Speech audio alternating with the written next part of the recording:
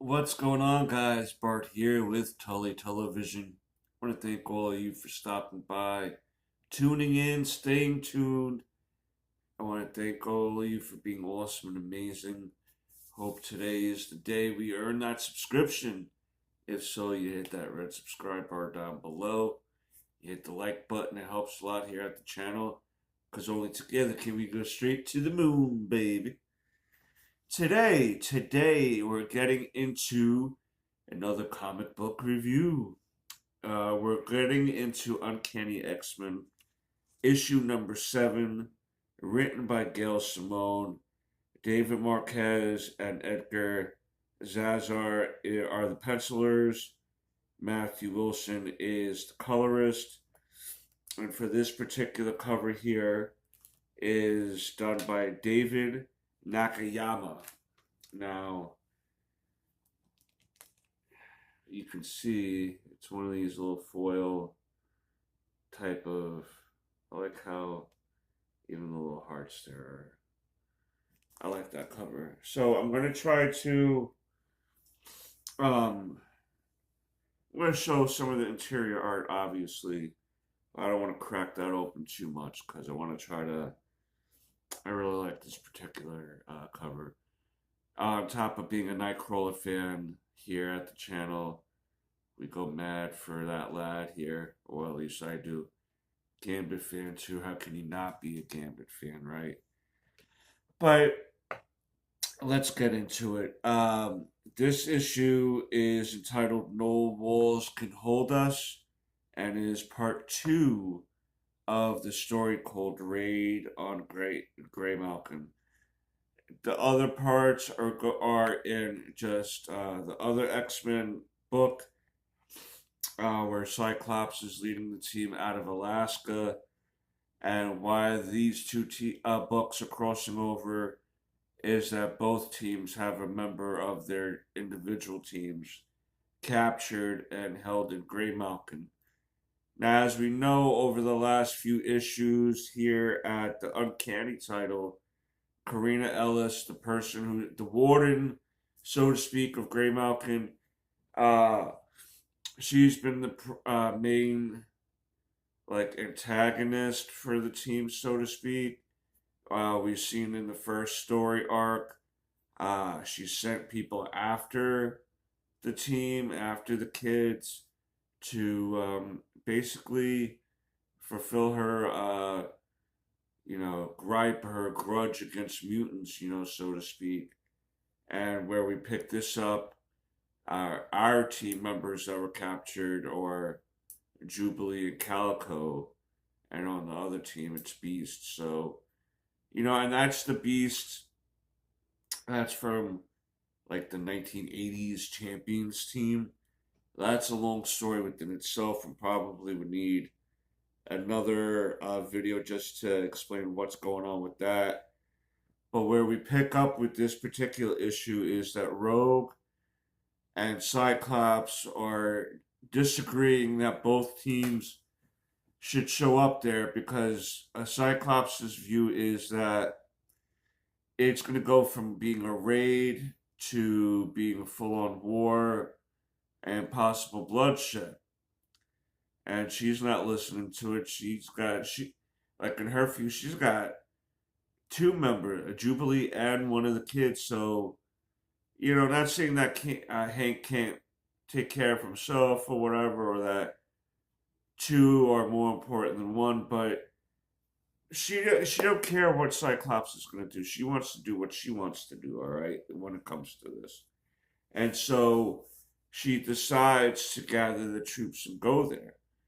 And in the meantime, Cyclops, Cyclops and his team already make it there first, right?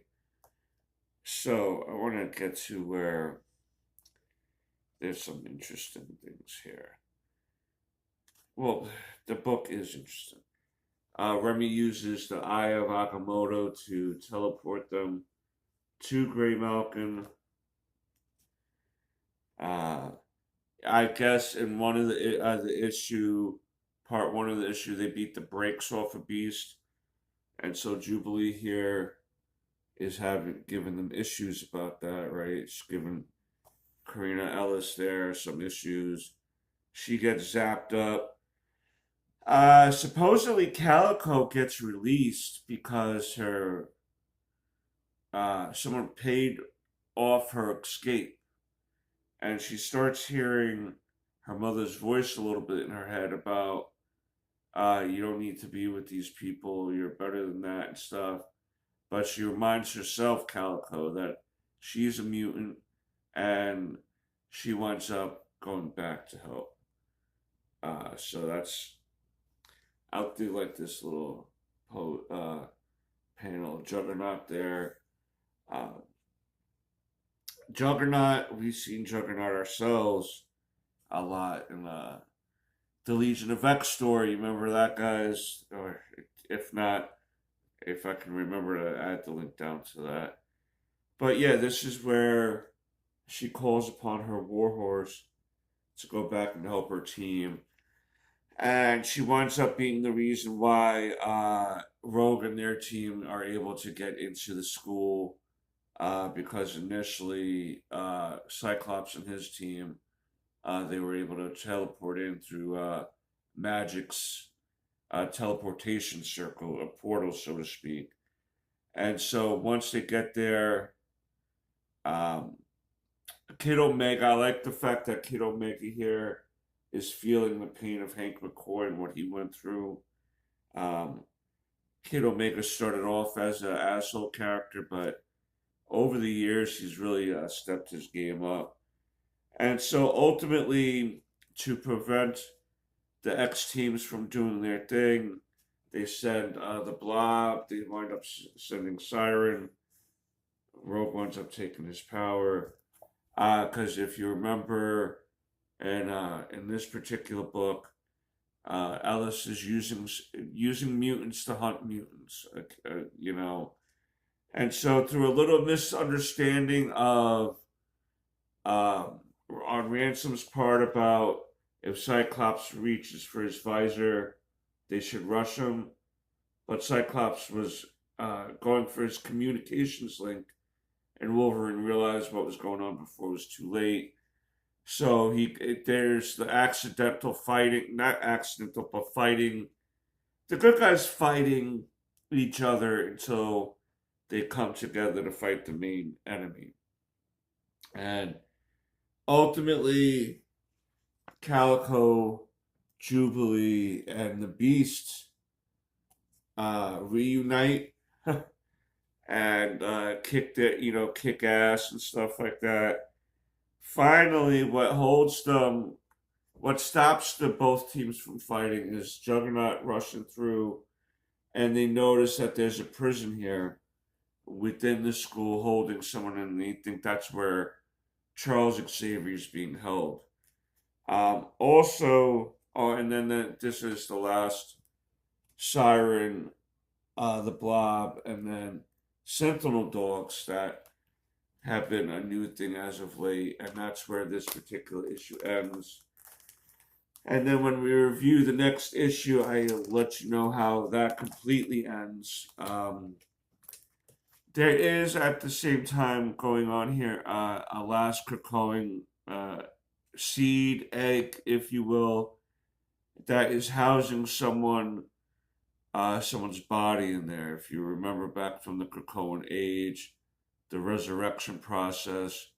So there's one last resurrection in which we will go through once it's time to review the next issue and how the story in general ends, because it will end in the book that Cyclops and his team is in. And I'm not necessarily sure if I feel like getting two extra books at the moment when it's a title I'm really not collecting at the moment. And I can kind of just tell you guys what's going on with that. Um, I do like this particular issue because it does give you an opportunity to see both X teams at that current state face each other and work side by side eventually. There's going to be always issues when it comes to different ways to proceed with something. You know what I mean? Rogue is very much feeling herself. She wants to be, she feels like she can be the leader that Cyclops and Storm have been over the years. And with this, she's taking this very seriously. And that's why she's not really standing down when Cyclops is asking her to. Because it's not that she doesn't think Jubilee or Calico can't defend themselves, but with Calico being a student and Rogue kind of being maternal about the whole thing, that's kicking up in her, right? So, and she's always been looking for a family, and now that she's kind of feeling uh, in her stride, in her prime, about the way she wants to handle being a leader and being a part of a next team. So that's why she's kind of willing to go a little further than normal as she would in the past, right? Um, Everyone's dealing with their own ways of being a mutant, and this kind of shows a good way of how certain teams are handling things at that point in time, at this point in time, especially after the Cocoon era. But let me know down below what you think of this issue, what you thought of the Raid on Grey Malkin story in general. Don't forget how awesome and amazing you guys are. And until next time, peace, Snookums.